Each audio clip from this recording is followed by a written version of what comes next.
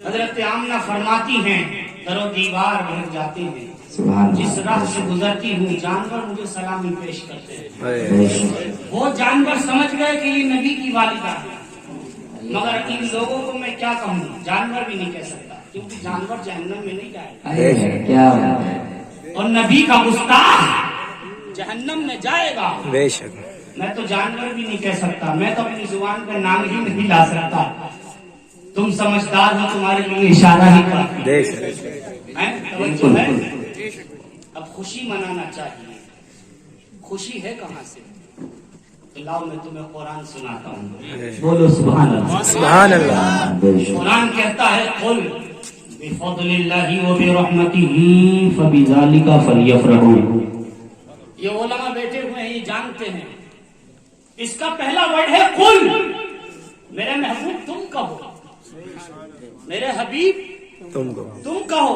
اللہ نے اپنے محبوب سے کہلوایا، اس لیے کہ محبوب کی شان قرآن نے بیان فرمائی ہے، وما ينطق عن الهوى ان هو الا وحی یوحی۔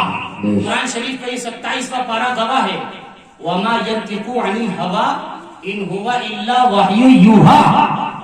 میرا حبیب اپنی طرف سے خود کچھ نہیں بتاتا۔ کہاں بیٹھے ہوئے ہو، تڑپ کے بول کیوں نہیں؟ قرآن کی جب آیت آیا کرے یا حدیث آیا کرے تڑپ جانا چاہیے، وزن پیدا ہونا چاہیے، دلیل بن جانا چاہیے، تاکہ سننے والے سمجھ لیں کہ ہاں ان کی کتاب پڑھی جا رہی ہے۔ وما ينطق عن الهوى ان هو الا وحی یوحی۔ میرا رب فرماتا ہے میرا حبیب اپنی طرف سے خود کچھ نہیں کہتا ہے، یہ تو وہی کہتا ہے جو میں سے کہلواتا ہوں۔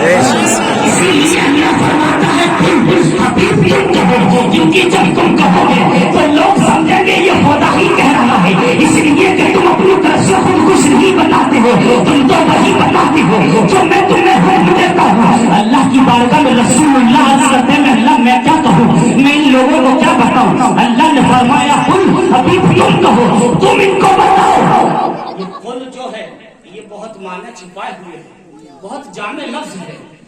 سرکار صلی اللہ تعالی علیہ وسلم جب مکے کے کافروں سے خطاب کرتے ہیں تو اللہ نے فرمایا قل، میرے حبیب تم کہو، انما انا بشر مثلکم، میں تمہاری طرح ہوں۔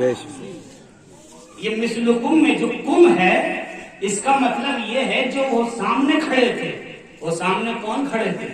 ابو جہل، عتبہ، شیبہ، امیہ بن خلف نہ خلف، یہ بڑے بڑے مکے کے کافر کھڑے تھے، اور سرکار کہتے ہیں قرآن موجود ہے، 16واں پارہ گواہ ہے، قرآن شریف کہتا ہے انما انا بشر مثلکم، میرے حبیب تم کہو، ان لوگوں سے کہو میں تمہاری طرح ہوں۔ کیا تم ابو جہل کی طرح مصطفیٰ کو کہو گے معاذ اللہ؟ کہو نہیں۔ کیا کوئی عتبہ کی طرح مصطفیٰ کو کہے گا؟ کوئی امیہ بن خلف نہ خلف کی طرح میرے نبی کو کہے گا؟ مگر حضور کہہ رہے ہیں میں تمہاری طرح ہوں۔ یہاں قرآن کہتا ہے، لوگ کہتے ہیں وہ تو خود کہہ رہے ہیں کہ ہم بشر ہیں، ارے تم نے بشریت کو سمجھا کہاں ہے؟ بے شک میں تمہیں بشریت اور نورانیت سمجھانا چاہتا ہوں۔ کہاں مصطفیٰ نور ہیں اور کہاں مصطفیٰ بشر ہیں؟ بے شک فرمایا میرے حبیب نے، میرے مصطفیٰ نے، میں تمہاری طرح ہوں۔ ابو جہل سامنے ہے، میں تمہاری طرح ہوں، عتبہ سامنے ہے، میں تمہاری طرح ہوں۔ میرے رسول اعظم صلی اللہ تعالی علیہ وسلم کافروں سے فرما رہے ہیں، اچھا اللہ نے کیوں نہیں فرمایا حبیب تم بشر ہو، بلکہ اپنے محبوب سے کہلوایا قل تم ہی کہو، میں نہیں کہوں گا۔ اگر اللہ چاہتا تو اس کا تو صرف چاہنا ہوتا ہے، چیز خود بخود ہو جاتی ہے، وہ تو صرف چاہتا ہے، اس نے فرمایا کن فیکون تو پوری کائنات ہو گئی، اس کا تو چاہنا ہے۔ اگر وہ چاہتا تو کہہ دیتا حبیب تم بشر ہو، تم انسان ہو، مگر نہیں، یہ علماء بیٹھے ہوئے ہیں، قرآن کی آیت یہ نہیں ہے کہ تم بشر ہو، یہ آیت ہے قل حبیب تم کہو ان لوگوں سے کہ میں تمہاری طرح بشر ہوں، میں تمہاری طرح بشر ہوں۔ اللہ نے کیوں نہیں کہا؟ اللہ نے کیوں نہیں کہا؟ اگر میں تمہیں سے کہوں کہ میں جاہل ہوں تو کیا تم مجھے جاہل کہو گے؟ اگر میں کہوں کہ میں ان پڑھ ہوں اور کوئی واقعی ان پڑھ ہو وہ کہے میں ان پڑھ ہوں تو ٹھیک ہی تو کہہ رہا ہے۔ کوئی جاہل ہو اور وہ کہے میں جاہل ہوں تو ٹھیک ہی تو ہے۔ اور اگر کوئی پڑھا لکھا کہے، یہ مولانا لوگ بیٹھے ہوئے ہیں، حفاظ قرہ بیٹھے ہوئے ہیں، یہ کہیں ہم ان پڑھ ہیں تو کیا تم ان پڑھ کہو گے؟ کیا تم انہیں جاہل کہو گے؟ تم کیا سمجھو گے کہ جو نعت پاک پڑھنا جانتے ہو، مائک پہ بولنا جانتے ہو، رسول پاک کی تعریف کرنا جانتے ہو، قرآن شریف تراویح میں بغیر دے کے سنانا جانتے ہو، مسئلہ پوچھو تو بتانا جانتے ہو، یہ کہہ رہے ہیں ہم ان پڑھ ہیں، ہم جاہل ہیں، سمجھ جاؤ گے یہ عاجزی دکھا رہے ہیں، یہ انکساری دکھا رہے ہیں، عاجزی دکھا رہے ہیں۔ کوئی مفتی اپنے آپ کو کہے میں مفتی ہوں تو یہ تکبر ہو جائے گا، اور کوئی مفتی یہ کہے گا کہ میں کچھ نہیں ہوں، جو رب نے دیا ہے بس اس کا کرم ہے، تو سمجھ جاؤ گے یہ عاجزی ہے۔ اگر اللہ تبارک و تعالیٰ اپنے حبیب سے کہتا میرے محبوب تم بشر ہو، تم بشر ہو، تو اس میں بہت بڑا فرق ہے۔ حبیب سے کہلوایا، نبی سے کہلوایا، اس لیے کہ ایک پڑھا لکھا اپنے آپ کو ان پڑھ بتائے تو یہ عاجزی ہے۔ بالکل توجہ سامان کریں نا، ورنہ جملہ پھسل گیا تو آپ پتہ نہیں کہاں تک پھسلو۔ غور سے سننا، میں تمہاری طرح بشر ہوں، میں اپنے آپ کو ان پڑھ کہوں، آپ سمجھو گے یہ جو مسجد کے امام ہیں اور اپنے آپ کو ان پڑھ بتا رہے ہیں، اس کا مطلب امام صاحب عاجزی دکھا رہے ہیں، انکساری دکھا رہے ہیں۔ مگر اگر مجھ سے بڑا میرے استاد مجھے کہتے ہیں کہ یہ جاہل ہے تو یہی میری سند ہے، یہی میری ڈگری ہے۔ یعنی جو بڑا کہہ دے وہ ڈگری، اور جو چھوٹا کہہ دے تو وہ عاجزی۔ اگر میرے استاد مجھے کہہ دے کہ میرا بیٹا پڑھا لکھا ہے تو یہی میری ڈگری ہو جائے، معلوم یہ ہوا بڑا جو کہتا ہے وہی ڈگری ہوتی ہے، اور چھوٹا کہتا ہے تو وہی عاجزی ہوتی ہے۔ اللہ نے اپنے محبوب کو بشر نہیں کہا، اس لیے کہ اگر اللہ اپنے حبیب کو بشر کہتا تو یہی ڈگری ہوتی، یہی سند ہوتی، مگر اللہ نے فرمایا میرے حبیب میں تمہیں بشر نہیں کہوں گا، میں تمہیں انسان نہیں کہوں گا، بلکہ میں کہوں گا تو تمہیں یا ایھا المزمل کہوں گا، میں کہوں گا تو تمہیں یا ایھا المدثر کہوں گا، میں کہوں گا تو تمہیں طٰہٰ یاسین کہوں گا، میں کہوں گا تمہیں تو بشیر و نذیر کہوں گا، میں تمہیں کہوں گا سراجا منیرا، میں تمہیں کہوں گا یا ایھا الرسول، میں تمہیں کہوں گا یا ایھا النبی۔ اے حبیب میرا تم کرو تو بیان میں کروں، تمہارے سینے کی تعریف میں بیان کروں، تمہاری رفتار کی بات آئے تو بیان میں کروں، تمہاری آنکھوں کی بات آئے تو بیان میں کروں، تمہارے ہاتھوں کی بات آئے تو بیان میں کروں۔ میرے حبیب یہاں بشریت ہے، یہ بیان نہیں کروں گا، اس لیے کہ میرا بیان کرنا تمہارے لیے سخت ہو جائے گا، اور تم صرف بشر ہی نہیں ہو بلکہ بشری لباس میں دنیا میں اتارے گئے ہو، حقیقت میں تو تم نور ہو۔ اسی لیے اعلیٰ حضرت فرماتے ہیں صبح دیبا میں بھی بڑھتا ہے پایا نور کا، صدقہ لینے نور کا آیا ہے پیارا نور کا۔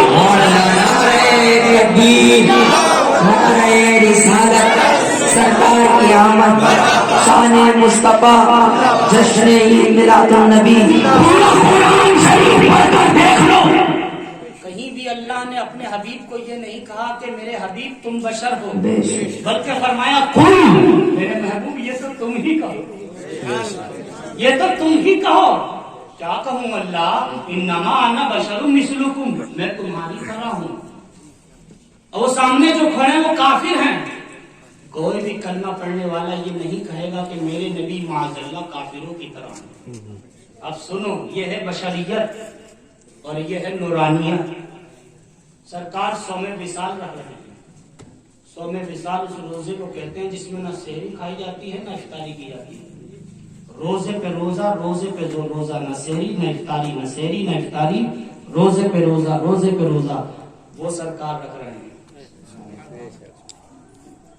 वो नबी के सहाबा थे जो अदा को देखकर अदा बना लिया करते।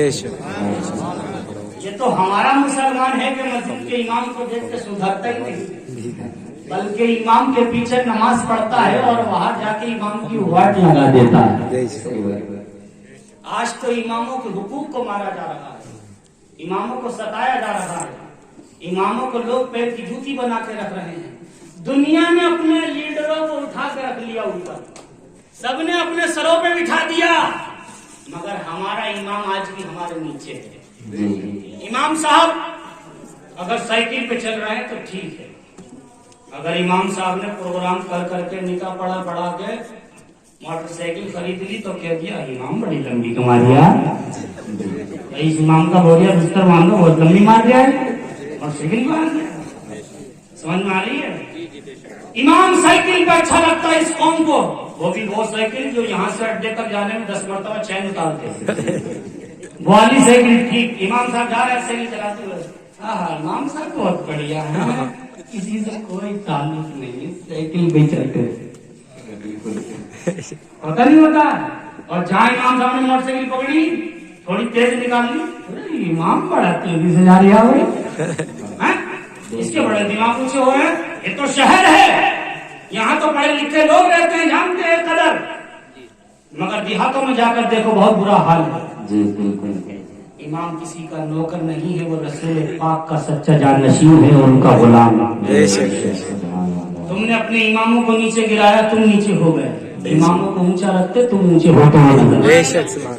मैं ये नहीं कहता कि इमामों के नाम अपनी पूरी जायदाद कर दो, इमामों की सैलरी 70-80 हजार रुपए कर दो, मैं ये नहीं कहता, मगर इतना जरूर कहूंगा इमाम तुम्हारा कोई भी हो, उसका और उसके घर का पूरा जायजा लेकर देख, फिर तुम्हें मालूम होगा कि उसकी जरूरत क्या होती है। अगर इमाम के पास 5 लड़की है और उसकी तनख्वाह 5000 है तो वो कहां से निकाह करेगा? तुम्हारे तो निकाह में भी रेट बढ़ गए हैं, तुम्हारी तो शादी की खाना आबादी नहीं हो रही बल्कि खाना बर्बादी हो रही है। ये हाल हो गया तुम्हारा। मैं बताना चाहता हूँ अपने लीडरों को ऊंचा रखो, इमाम की अदा को अदा करो। मेरे मुस्तफा के सहाबा सरकार की जब अदा को देखते थे तो फौरन अपना लिया करते थे। सरकार सल्लल्लाहु अलैहि वसल्लम रोजे पे रोजा रख रहे हैं, न सहरी न इफ्तारी, न सहरी न इफ्तारी, सहाबा ने रखना शुरू कर दिया। अच्छा ये भी समझा दूं कि सहाबी होता कौन है। कुछ लोग ये पूछे कभी वही सहाबा कौन होते हैं। सहाबी वो होता है जिसने नबी को देखा और फिर कलमा पढ़ा और ईमान वाला हो गया, मुसलमान हो गया, फिर मुस्लिम ही होकर दुनिया से गया, उसको क्या कहते हैं? सहाबी। तो सहाबी जो थे, नबी के गुलाम जो थे, दीवाने मस्ताने जो थे, उन्होंने मुस्तफा की अदा को अदा बना लिया। अब रोजे रखना शुरू कर दिया। अब 1 रोजा 2 रोजे, रोजे पे रोजा, न सहरी न इफ्तारी, रोजे पे रोजा। सहाबा तो कमजोर होने लगे।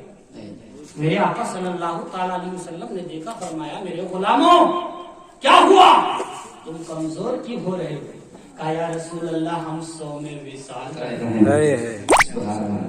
नबी करीम सल्लल्लाहु ताला अलैहि वसल्लम ने फरमाया 100 में विसाल?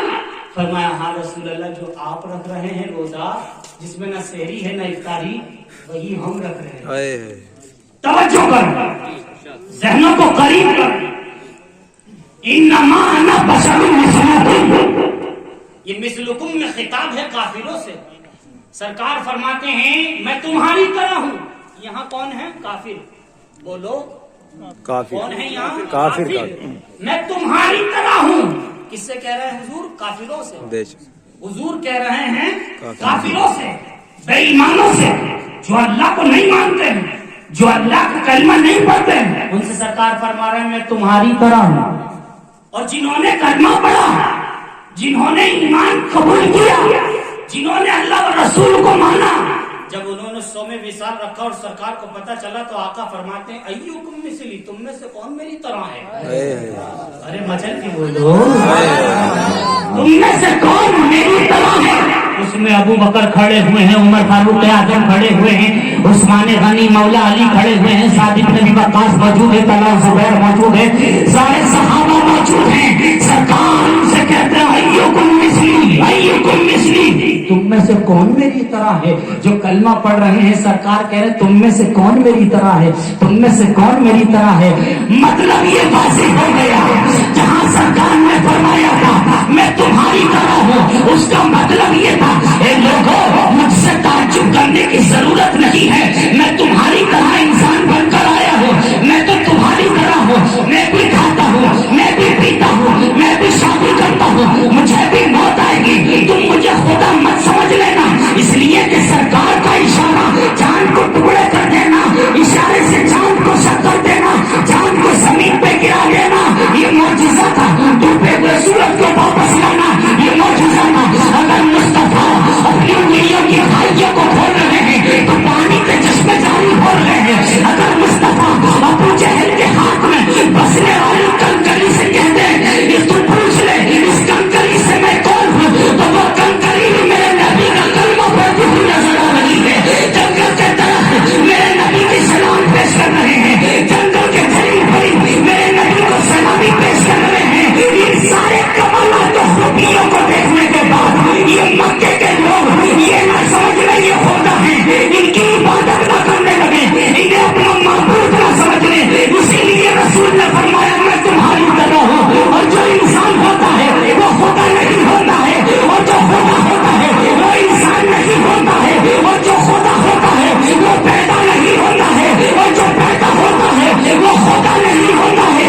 इसीलिए रसूल कमाल और खूबी लेकर आ रहे हैं, रसूल मौजिज़ा लेकर आ रहे हैं। सरकार ने फरमाया मुझे खुदा मत समझना, मैं तो तुम्हारी तरह हूँ, मैं तो तुम्हारी तरह हूँ। मगर जब बात गुलामों की आती है तो सरकार फरमाते हैं तुम में से कौन मेरी तरह है।